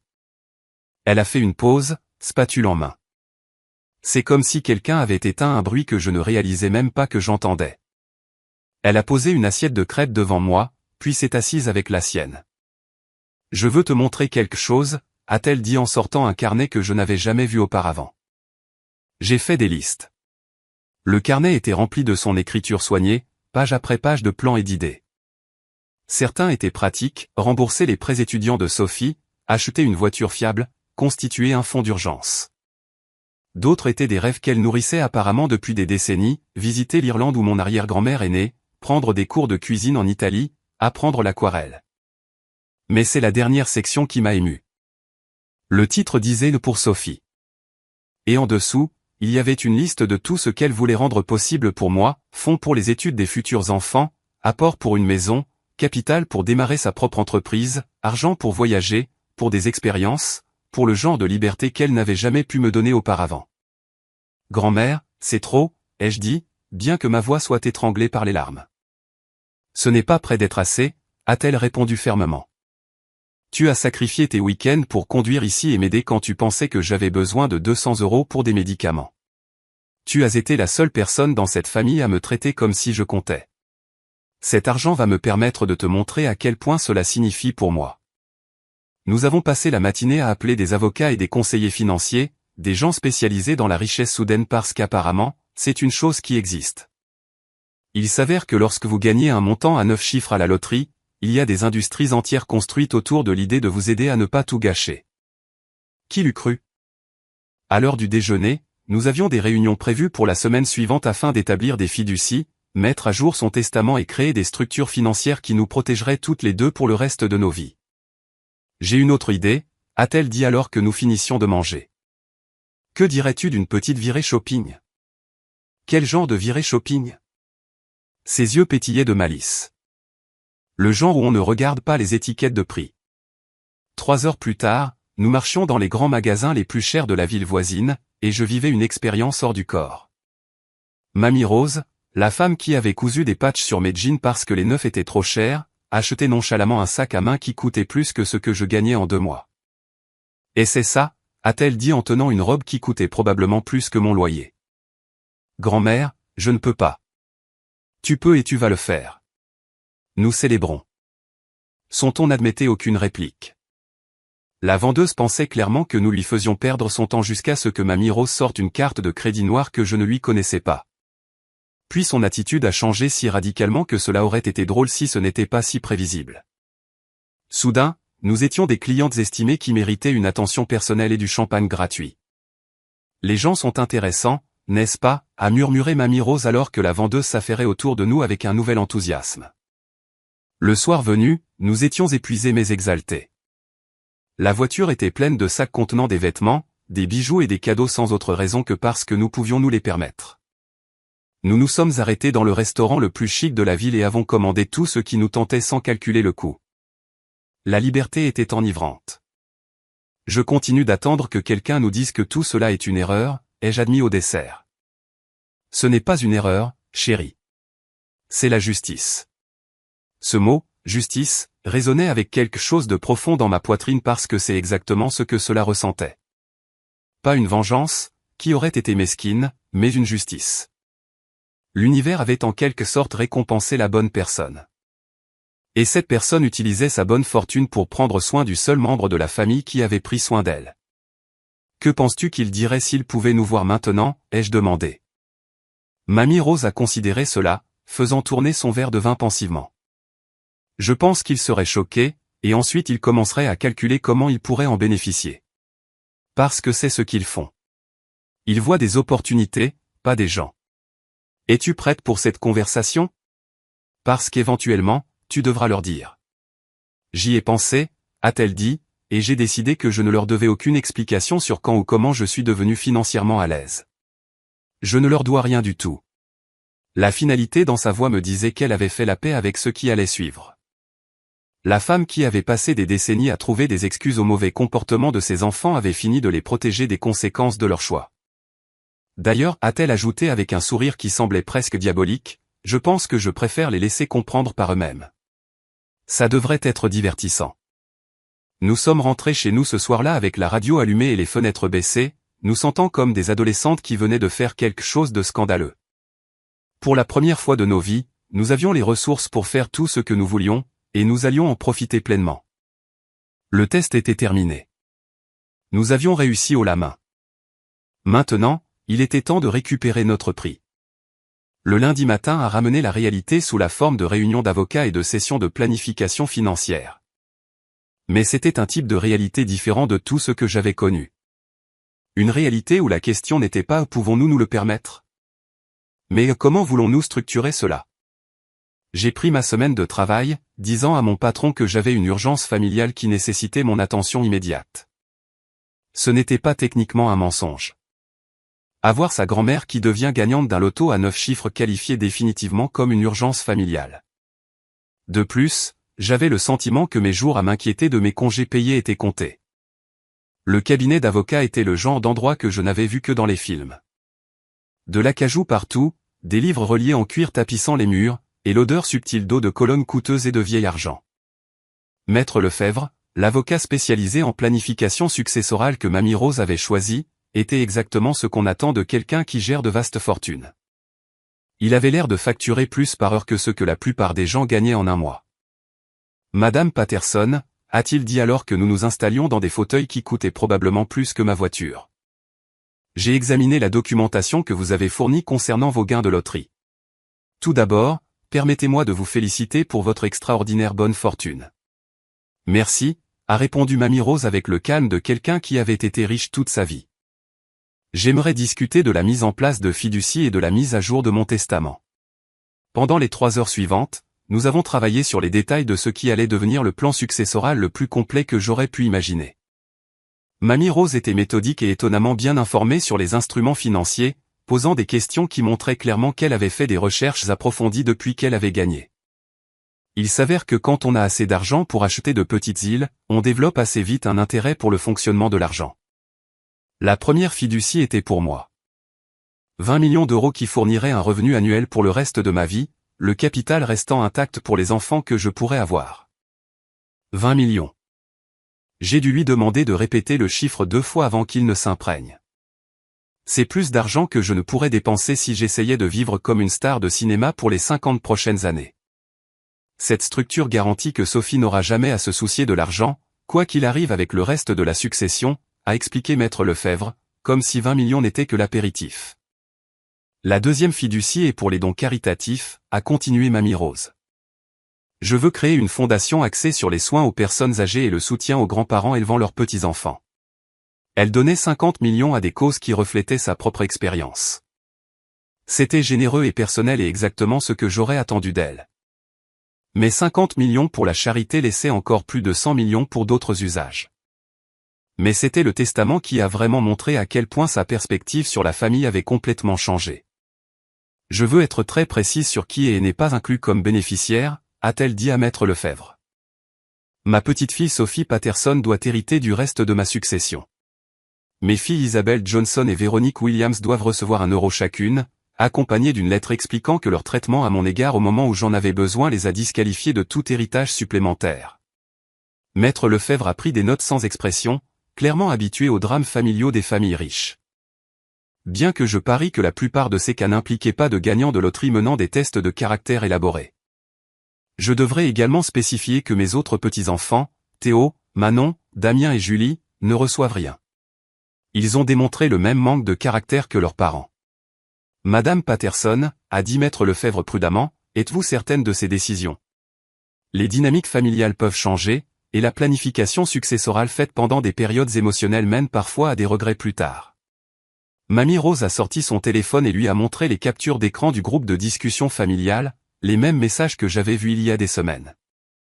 Son expression a changé en lisant les réponses méprisantes à sa demande d'aide, en particulier le commentaire de Véronique sur le fait qu'elle avait assez vécu. Je ne prends pas ces décisions émotionnellement, maître Lefebvre. Je les prends sur la base de preuves claires du caractère de ma famille. Ce fil de discussion date du moment où ils croyaient que je luttais financièrement et que j'avais besoin d'aide pour des coûts de médicaments de base. Leurs réponses me disent tout ce que j'ai besoin de savoir sur le genre de personnes qu'ils sont. Il a relu les messages, son masque professionnel glissant légèrement vers quelque chose qui ressemblait à du dégoût. Parce que même un avocat spécialisé dans la dysfonction des familles riches n'avait probablement jamais vu quelque chose d'aussi insensible. Je vois. Dans ce cas, je rédigerai le testament selon vos spécifications. Cependant, je dois vous avertir que l'exclusion totale de membres proches de la famille conduit souvent à des contestations de testament. Êtes-vous préparé à cette possibilité? Je le suis, et je veux que tout soit documenté minutieusement. Chaque conversation que nous avons eue aujourd'hui, chaque décision que j'ai prise doit être enregistrée et préservée. Je veux qu'il n'y ait absolument aucun doute sur le fait que j'étais saine d'esprit et agissais de mon plein gré lorsque j'ai fait ces choix. À la fin de la semaine, tout était officiel. Fiducies établie, testament mis à jour et attesté, fondation créée et financée. Mamie Rose était passée d'une femme qui s'inquiétait des factures d'électricité à une femme qui contrôlait une fondation caritative avec une dotation à 8 chiffres. « Comment te sens-tu » ai-je demandé en sortant de la dernière réunion. « Comme si je pouvais enfin respirer » a-t-elle dit. « Pour la première fois de ma vie, j'ai un vrai pouvoir. Pas le pouvoir qui vient de la culpabilité ou de l'obligation, mais le pouvoir qui vient des ressources et du choix. Ce soir-là, nous avons célébré en faisant quelque chose qu'aucune de nous n'avait jamais imaginé possible. Nous avons réservé des billets en première classe pour l'Irlande pour le mois suivant. Mamie Rose voulait voir le village où son arrière-grand-mère était née, et maintenant elle pouvait non seulement se permettre le voyage, mais se permettre de le faire avec un style qui rendrait la reine jalouse.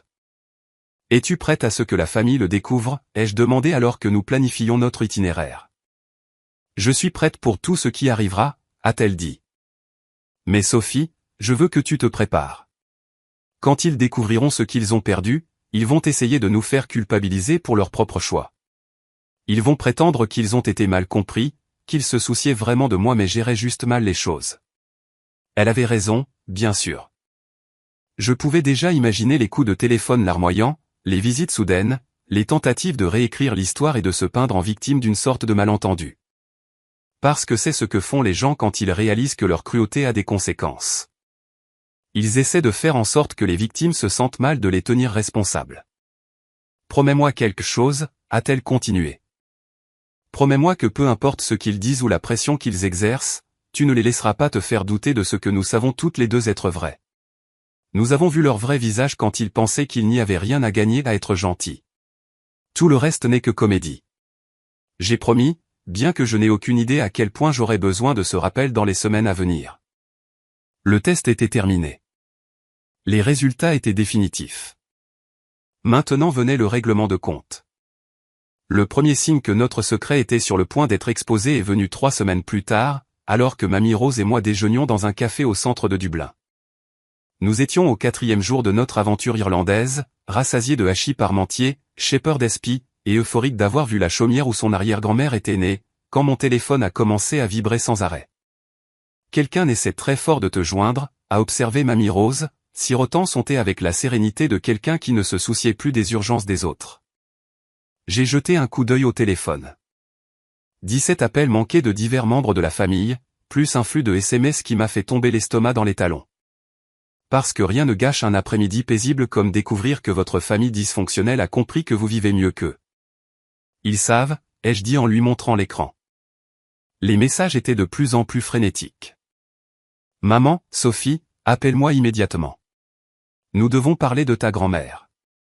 Tante Véronique, pourquoi personne ne nous a dit pour le loto de maman? C'est inacceptable. Cousin Damien, nous venons tous pour discuter de cette situation avec Mamie Rose. Où êtes-vous? Julie, maman est en train de péter les plombs. C'est quoi ce bordel? Comment ont-ils découvert? A demandé Mamie Rose, bien qu'elle n'ait pas l'air particulièrement inquiète, plutôt légèrement curieuse de savoir quel domino était tombé en premier. J'ai fait défiler plus de messages jusqu'à trouver la réponse. Ma cousine Julie avait posté une capture d'écran de ce qui semblait être un réseau social. Quelqu'un avait reconnu Mamie Rose sur une photo que j'avais postée de nous à l'hôtel de luxe à Dublin et l'avait connectée à une femme qu'il savait avoir récemment gagnée au loto. Parce qu'à l'ère des réseaux sociaux, même les gagnants de loterie ne peuvent échapper à l'exposition de leurs affaires par des curieux qui ont trop de temps libre. Apparemment, quelqu'un t'a reconnu sur mon post Instagram et s'est souvenu avoir entendu parler d'une gagnante locale, ai-je dit en lui montrant la preuve. Julie a vu le commentaire et a fait le rapprochement. Nous avons lu les messages de plus en plus paniqués de la famille. C'était fascinant de voir la progression de la confusion à l'indignation, puis au calcul désespéré, le tout se produisant en temps réel sur plusieurs fils de discussion. Eh bien, a dit doucement Mamie Rose. Je suppose que cela règle la question de quand leur dire. Mon téléphone a sonné. Le nom de maman est apparu à l'écran. Je réponds, ai-je demandé. Autant. Mieux vaut contrôler le récit dès le début. Elle s'est adossée à sa chaise avec l'air de quelqu'un qui s'installe pour regarder un spectacle divertissant. J'ai répondu sur haut-parleur. Sophie. La voix de ma mère était plus aiguë que d'habitude, le stress évident dans chaque syllabe. Où es-tu? Nous devons parler de ta grand-mère immédiatement. Salut, maman. Je suis en Irlande avec Mamie Rose. Nous passons un très bon moment. J'ai pris une gorgée délibérée de mon thé. Il fait un temps magnifique. En Irlande? Qu'est-ce que vous faites en Irlande? Et pourquoi personne ne nous a parlé de son gain au loto? Nous avons dû l'apprendre par les réseaux sociaux. Probablement parce que tu as bloqué son numéro de téléphone, ai-je dit calmement. Difficile de partager de bonnes nouvelles quand tu ne prends pas ses appels. Silence. Ce n'est pas la question. La question est que cela affecte toute la famille et nous aurions dû être informés. Ça affecte la famille comment exactement? Parce que je suis sincèrement curieuse de votre logique ici.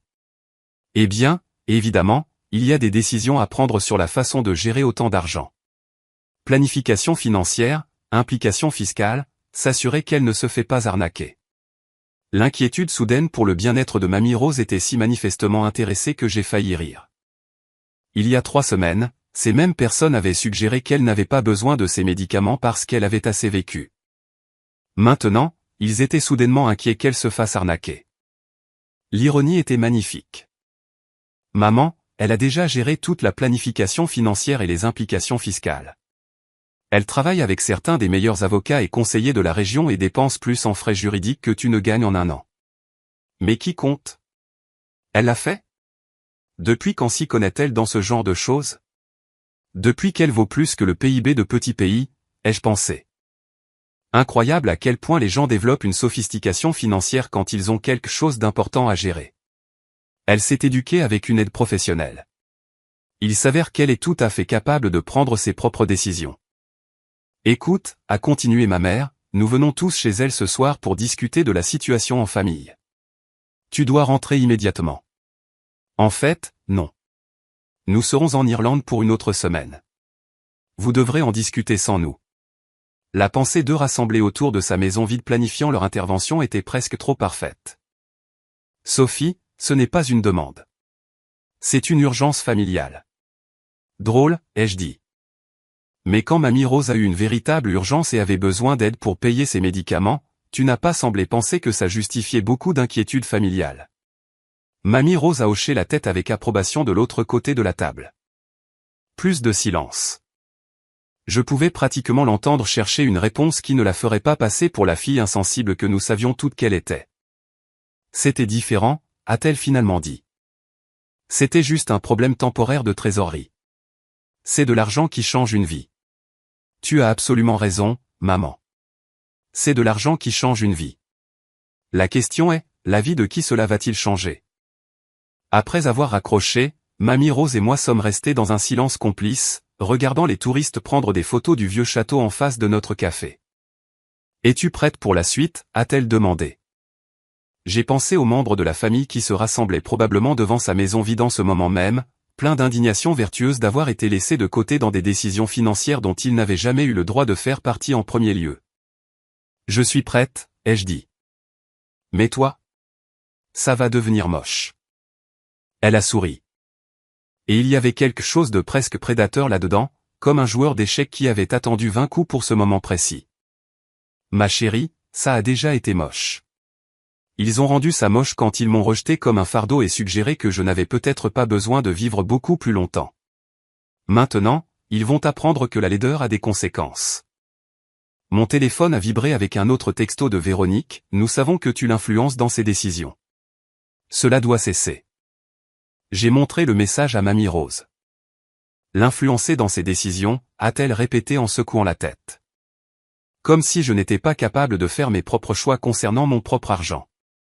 Parce que clairement, une femme de 77 ans ne pouvait pas comprendre des concepts complexes comme la gentillesse et les conséquences. « Qu'est-ce que tu veux faire ?» Elle a réfléchi un instant, puis a sorti son propre téléphone. « Je pense qu'il est temps pour un dernier test », a-t-elle dit en ouvrant ses contacts. « Voyons comment ils réagissent quand ils réaliseront exactement combien ils ont perdu. » Elle a commencé à composer un message de groupe, ses doigts bougeant avec une précision délibérée. Je comprends que vous soyez tous inquiets à propos de mon gain au loto. Sachez que j'ai pris des décisions prudentes et bien réfléchies concernant ma planification successorale. Sophie et moi sommes en Irlande pour célébrer, et nous serons heureuses de discuter de tout à notre retour. En attendant, vous voudrez peut-être réfléchir à la façon dont votre réponse à ma demande d'aide pour le coût des médicaments a influencé ma réflexion sur la famille et l'héritage. Elle a appuyé sur envoyer, puis a rangé son téléphone. Maintenant, nous attendons, a-t-elle dit. La réponse a été immédiate et explosive. Mon téléphone s'est allumé comme un sapin de Noël avec des appels paniqués et des SMS de plus en plus désespérés. Mais nous étions à des milliers de kilomètres, sirotant du thé dans un pays où aucun d'eux ne pouvait nous atteindre. Enfin libres de profiter de nous-mêmes sans leurs drames et leurs exigences. Pour la première fois de nos vies, nous avions toutes les cartes en main, et nous allions prendre notre temps pour décider comment les jouer. Les messages qui ont inondé nos téléphones au cours des 3 jours suivants auraient été hilarants s'ils n'étaient pas si pathétiquement prévisibles. La famille avait traversé ce qui semblait être les 5 étapes du deuil à la vitesse de la lumière, atterrissant carrément sur le marchandage avec un bon accompagnement de désespoir. Véronique, maman, je pense qu'il y a eu un malentendu sur notre conversation concernant tes médicaments. On essayait juste de t'aider à explorer toutes tes options. Maman, chérie, tu sais à quel point nous t'aimons et te respectons tous. L'argent ne devrait pas changer les relations familiales. Damien, Mamie Rose, je n'ai jamais rien dit sur l'EHPAD. Je demandais juste si tu avais besoin d'aide pour rechercher des services seniors au cas où tu en voudrais un jour. Ça venait d'un sentiment d'amour.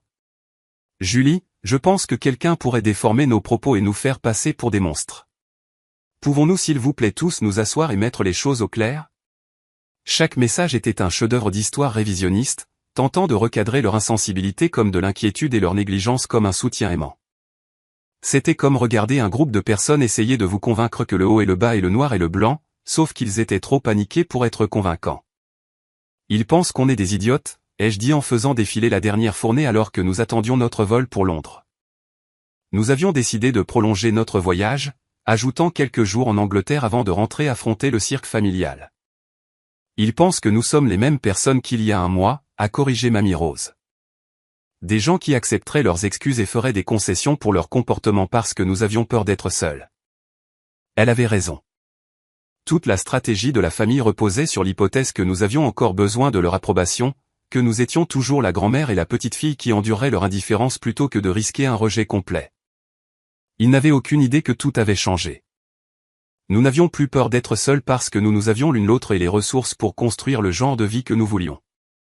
Regarde celui-ci, ai-je dit en lisant sur mon téléphone. Théo dit qu'il est dévasté qu'il y ait eu un manque de communication dans la famille et veut reconstruire nos relations sur une base d'honnêteté et d'amour. L'hypocrisie était si épaisse qu'on pouvait la couper au couteau. Honnêteté et amour, a répété Mamie Rose. Où était l'honnêteté quand il participait à la planification de groupes qui nous excluaient? Où était l'amour quand il riait aux blagues sur mon âge et ma santé? Les messages avaient évolué de confus à paniqués, puis à colériques et suppliants au cours de 72 heures. C'était fascinant de voir des gens qui s'étaient sentis si à l'aise de nous rejeter réaliser soudainement que leur avenir financier pouvait être lié à notre bonne volonté. La transformation de la cruauté ordinaire à la gentillesse désespérée était presque artistique dans sa complétude. Le dernier message de maman était particulièrement désespéré. Sophie, je sais que je n'ai pas été la mère parfaite, mais je t'ai toujours aimée. S'il te plaît, ne laisse pas l'argent s'immiscer dans notre famille. Nous pouvons arranger ça si nous parlons simplement. Elle veut arranger ça, ai-je dit en montrant le message à Mamie Rose. Je suis sûr qu'elle le veut maintenant qu'il y a quelque chose d'important en jeu. La voix de Mamie Rose était sèche comme de la poussière. Drôle comme l'amour familial refait surface rapidement quand une fortune est impliquée. L'étape londonienne de notre voyage fut pure magie. Nous avons séjourné au Ritz, vu 3 spectacles dans le West End et fait une visite privée du château de Windsor. Chaque matin apportait de nouveaux messages de membres de la famille qui perdaient clairement les pédales en réalisant que nous ne nous précipitions pas à la maison pour apaiser leurs sentiments et réparer leurs relations. Le désespoir était palpable, même par SMS. Mais c'est le message arrivé notre dernier jour à Londres qui a vraiment montré à quel point ils avaient mal compris la situation. Véronique a envoyé un long texte qui a dû lui prendre 1 heure à composer.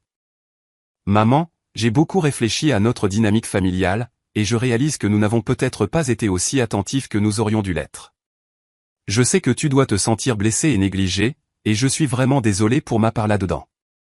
Quand tu rentreras, j'aimerais qu'on s'assoie et qu'on parle de la façon dont nous pouvons tous faire mieux à l'avenir. J'ai déjà commencé à rechercher des services d'aide à domicile qui pourraient t'aider avec les tâches quotidiennes. Et Damien et moi serions heureux de passer à tour de rôle pour vérifier que tu vas bien plus régulièrement. Nous sommes une famille, et la famille prend soin les uns des autres. J'espère que tu pourras nous pardonner de ne pas l'avoir vu clairement avant. J'ai lu le message à haute voix à Mamie Rose pendant que nous faisions nos valises. Service d'aide à domicile? A-t-elle répété quand j'ai fini. Tâche quotidienne. Vérifier que je vais bien plus régulièrement. Ils pensent toujours que je suis un fardeau à gérer. Je réalise que même maintenant, sachant que j'ai des centaines de millions d'euros, ils offrent de gérer mon déclin plutôt que de m'inclure réellement dans leur vie. L'audace était époustouflante. Parce que c'est comme ça qu'ils voient les personnes âgées, chérie. Comme des problèmes à résoudre, pas comme des êtres humains avec leur propre volonté et leurs désirs. Elle a plié ses vêtements de créateur avec soin, chaque article valant probablement plus que le salaire mensuel de Véronique. Ils ne peuvent pas me concevoir comme quelqu'un avec du pouvoir et des choix. Pour eux, je suis toujours la vieille femme qui a besoin de leur charité.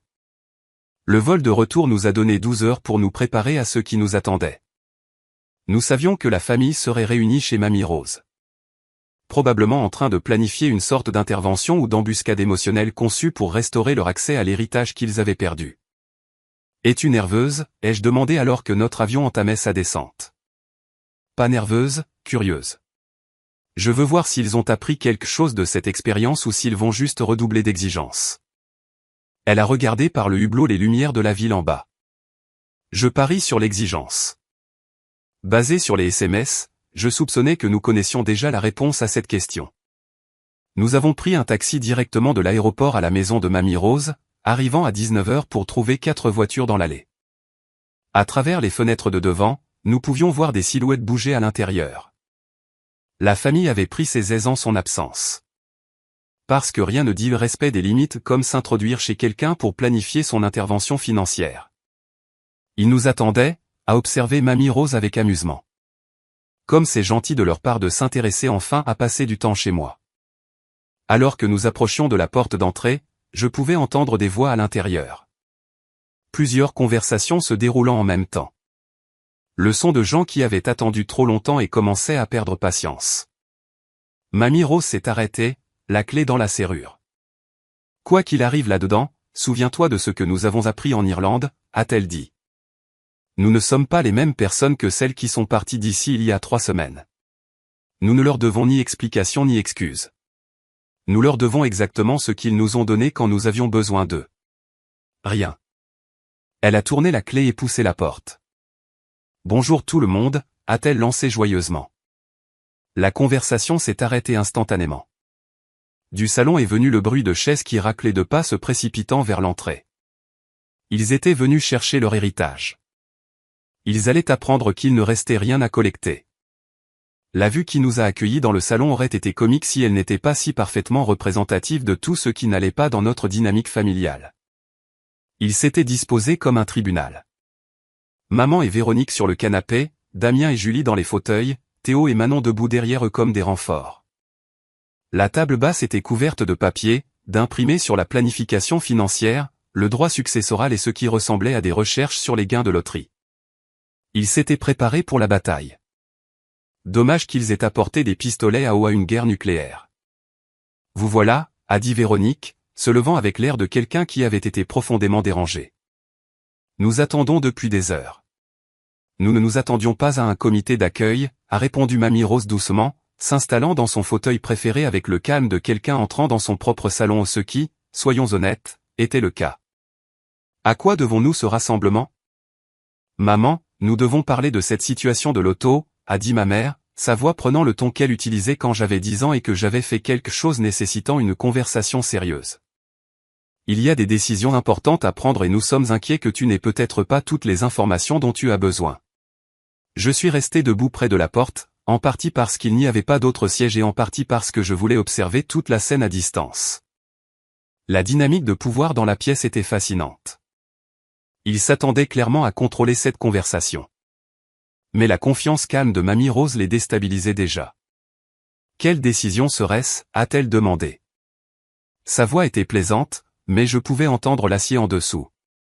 Eh bien, la planification financière pour commencer, a dit Damien, se penchant en avant avec sérieux. Autant d'argent nécessite une gestion professionnelle, des stratégies fiscales, une planification successorale. Il a fait un geste vers les papiers sur la table basse comme s'il présentait des preuves au tribunal. Tout cela a déjà été géré, a dit Mamie Rose.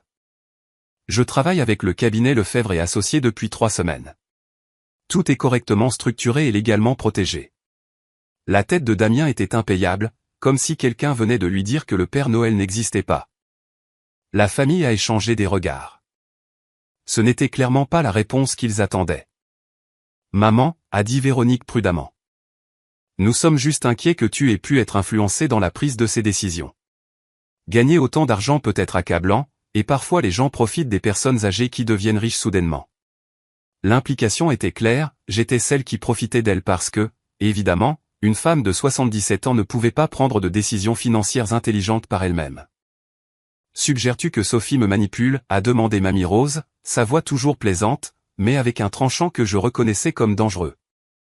Nous ne suggérons rien, a dit ma mère rapidement. Nous disons juste que les décisions financières majeures devraient probablement être discutées avec toute la famille. Toute la famille, a répété Mamie Rose. Concept intéressant. Quand exactement sommes-nous devenus le genre de famille qui discute des décisions majeures ensemble? Silence. Parce qu'ils connaissaient tous la réponse, jamais. Ils avaient pris des décisions sur les vacances, les rassemblements et les événements sans consulter aucune de nous deux depuis des années. Mais soudainement, quand il y avait de l'argent impliqué, ils étaient tous pour l'unité familiale. C'est différent, maman, a dit Véronique. Cela affecte tout le monde.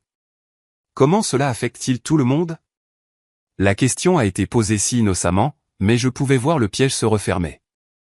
Plus de regards malaisés parce que la réponse honnête était que cela les affectait financièrement, mais admettre cela signifierait reconnaître que leur inquiétude n'était pas réellement à propos de son bien-être. Eh bien, la planification de l'héritage pour une chose, a dit Julie, s'assurer que l'argent reste dans la famille pour les générations futures. Je vois. Et qu'est-ce qui vous fait penser que l'un d'entre vous hériterait de cet argent? La question a plané dans l'air comme une bombe attendant d'exploser. J'ai regardé la réalité de la situation commencer à se faire jour sur leur visage. C'était comme regarder des gens réaliser qu'ils jouaient au mauvais jeu depuis le début. Tu es notre mère, a dit Véronique, comme si cela expliquait tout. Comme si lui avoir donné naissance garantissait l'accès à sa fortune des décennies plus tard. Oui, je le suis. Je suis aussi la femme qui vous a demandé de l'aide pour le coût de ces médicaments il y a 3 semaines. Et votre réponse a été de suggérer que je n'avais peut-être pas besoin des médicaments parce que j'avais assez vécu. Théo a bougé inconfortablement. Mamie Rose, je pense qu'il y a peut-être eu un malentendu sur cette conversation. Malentendu? Elle a sorti son téléphone et a commencé à lire les SMS sauvegardés. Véronique Williams, honnêtement, à son âge, combien de temps a-t-elle encore vraiment besoin de ces médicaments? Elle a déjà vécu plus longtemps que la plupart des gens. Le visage de Véronique est devenu blanc. Ce n'est pas je ne voulais pas dire ça comme ça. Comment le voulais-tu alors?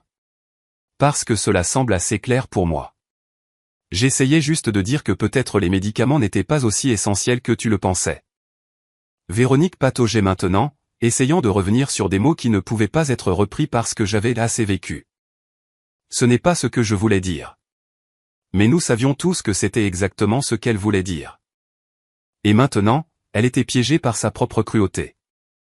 Mamie Rose a continué à lire le fil de discussion, sa voix stable et factuelle alors qu'elle racontait chaque réponse méprisante, chaque suggestion qu'elle explore d'autres options plutôt que d'attendre de l'aide de ses propres enfants. La documentation était dévastatrice dans sa complétude. L'un d'entre vous se souvient-il avoir envoyé ces messages, a-t-elle demandé quand elle a fini. Des admissions marmonnées et des tentatives d'explication ont rempli la pièce. Il se souvenait très bien. Il ne s'attendait juste pas à être tenu responsable de leurs paroles. Bien, parce que j'y ai beaucoup pensé ces dernières semaines. Vous voyez, quand j'ai envoyé ce message demandant de l'aide, j'avais déjà l'argent pour payer mes médicaments. J'avais déjà assez d'argent pour payer les médicaments de tout le monde pour le reste de leur vie. La pièce est devenue complètement silencieuse. Complètement. On aurait pu entendre une mouche voler. Je vous testais. Tous. Je voulais voir qui serait là pour moi quand il n'y avait rien à y gagner. La compréhension s'est lue sur leur visage, suivie rapidement par la panique. La partie d'échecs qu'ils pensaient jouer était en fait terminée depuis des semaines. Seulement Sophie a réussi ce test. Seulement Sophie a offert des dés sans condition ni jugement. Seulement Sophie m'a traité comme de la famille quand elle pensait que je n'avais rien à offrir en retour. Maman, a dit ma mère désespérément, si nous avions su. Si vous aviez su quoi? Si vous aviez su que j'étais riche, vous auriez été plus gentil? Si vous aviez su qu'il y avait quelque chose à gagner, vous auriez été plus généreux. Sa voix était coupante maintenant, toute prétention de gentillesse disparue. C'était exactement ce qu'elle disait, mais elle ne pouvait pas l'admettre sans paraître aussi horrible qu'elle l'était réellement. Nous pouvons faire mieux, a dit Damien. Nous pouvons apprendre de ça et être une vraie famille à l'avenir. Je suis sûr que vous le pouvez, a convenu Mamie Rose. Mais vous le ferez sans accès à mon argent. Elle s'est levée et a marché jusqu'à la cheminée où elle gardait des papiers importants. J'ai mis à jour mon testament, a-t-elle annoncé en sortant un document officiel. Sophie hérite de tout. Le reste d'entre vous reçoit 1 euro chacun, accompagné de copies des SMS qui expliquent pourquoi. L'explosion de voix a été immédiate et chevauchante. Tu ne peux pas être sérieuse. C'est fou. Maman, Sophie t'a empoisonné contre nous. Tu fais une énorme erreur. Mais Mamie Rose est restée calme, les laissant rager jusqu'à ce qu'ils s'épuisent. Elle avait eu des semaines pour se préparer à ce moment, et leur réaction était exactement ce qu'elle attendait. Je suis tout à fait sérieuse, a-t-elle dit quand ils se sont finalement tus. Et ma décision est finale. Le testament a été correctement exécuté et attesté. Maître Lefebvre m'assure qu'il est légalement inattaquable. Maman, s'il te plaît, a essayé Véronique une dernière fois. Nous sommes tes filles. Oui, vous l'êtes. Et quand j'ai eu besoin que vous agissiez comme des filles, vous avez agi comme des étrangères. Maintenant, vous pouvez vivre avec les conséquences de ce choix. Un par un, ils sont partis, certains en colère, certains suppliants, tous comprenant finalement que leurs années de cruauté ordinaire leur avaient tout coûté. La maison est devenue silencieuse, à part le bruit des portières de voitures qui claquaient et des moteurs qui démarraient. Quand la dernière voiture est sortie de l'allée, Mamie Rose et moi nous sommes assises dans son salon calme, entourés des papiers qu'ils avaient laissés éparpillés sur la table basse. « Comment te sens-tu » ai-je demandé. « Libre » a-t-elle dit simplement.